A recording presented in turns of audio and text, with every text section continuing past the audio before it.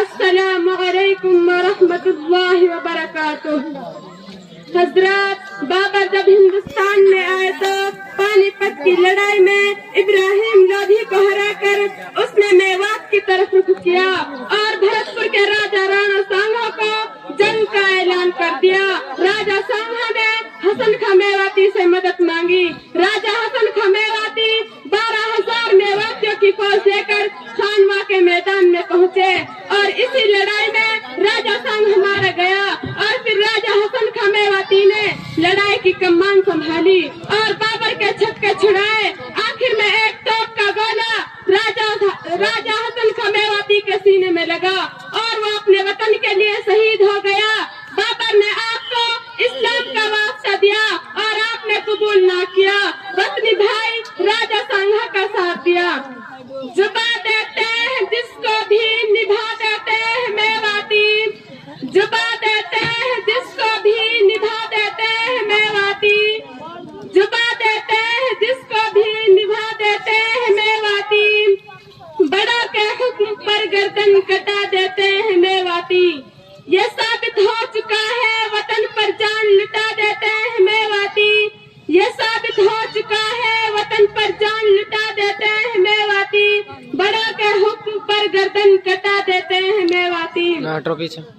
محترم سامعین، میں آج آپ کو اپنی میو قوم کی بہادری کے بارے میں بتاؤں گی۔ میو قوم وہ قوم ہے جو اس دیش کے خاطر مغلوں سے لڑی، جو اس دیش کے خاطر انگریزوں سے لڑی۔ میو قوم وہ قوم ہے جو آزادی سے پہلے 1857 کی لڑائی میں 10,000 سے بھی زیادہ میو مسلمان شہید ہوئے، جن میں گھاسیڑا میں 157 لوگوں کو پھانسی دی گئی۔ ہمارے بڑے گاؤں روپڑا میں 425 لوگوں کو گولیوں سے اڑا دیا گیا۔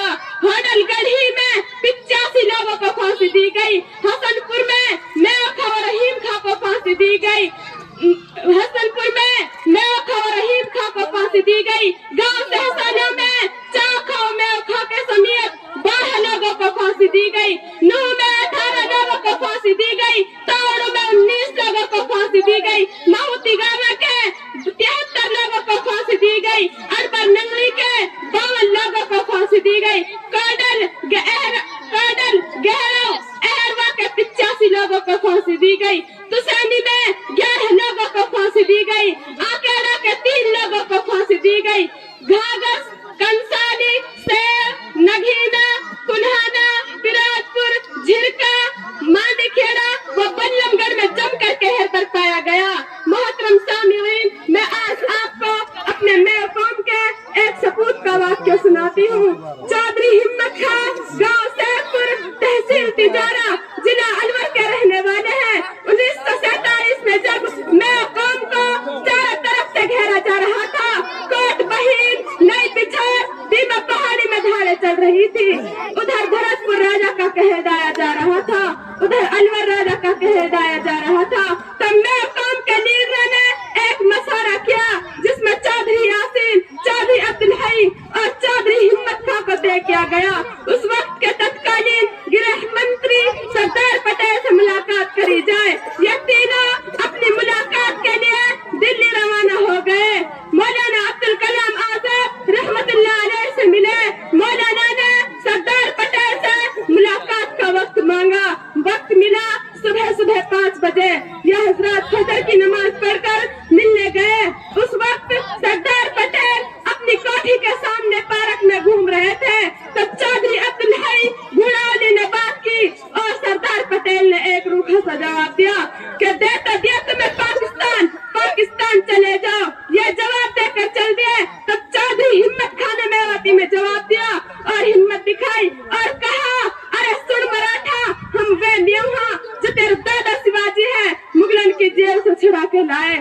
آج ہم سے کہہ رہا ہے کہ پاکستان چلے جاؤ۔ آج ہمارا وقت بگڑ رہا ہے۔ آج ہم کوئی بھی شیر ہاں جو کبھی ہماری ٹہل ہے کرے ہیں۔ ارے سن مراٹھا، ہی نہیں رہیں گے، کر لیا جو کرنا ہے۔ یہ سن کر سردار پٹیل اندر گئے اور فون اٹھایا۔ یہ لوگ دیکھ رہے تھے۔ تب چودھری عبدالحی نے کہا، بات طے نے مروا دیے، اب پولیس اور بلا رہے۔ یہ وہاں سے چل دیے سائیکلوں پر۔ تب بھونڈتی کے پاس پہنچے تو ملٹری کی گاڑی پاس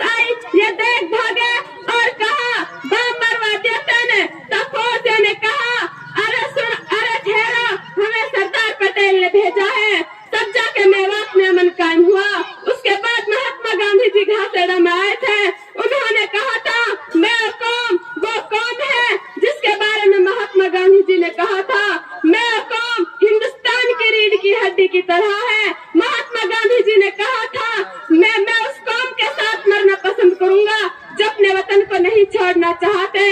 महात्मा गांधी जी ने कहा था मैं कौम की जान माल की गारंटी देता हूँ। मेवा है अगर बिगड़ जाए तो जान लेवा है।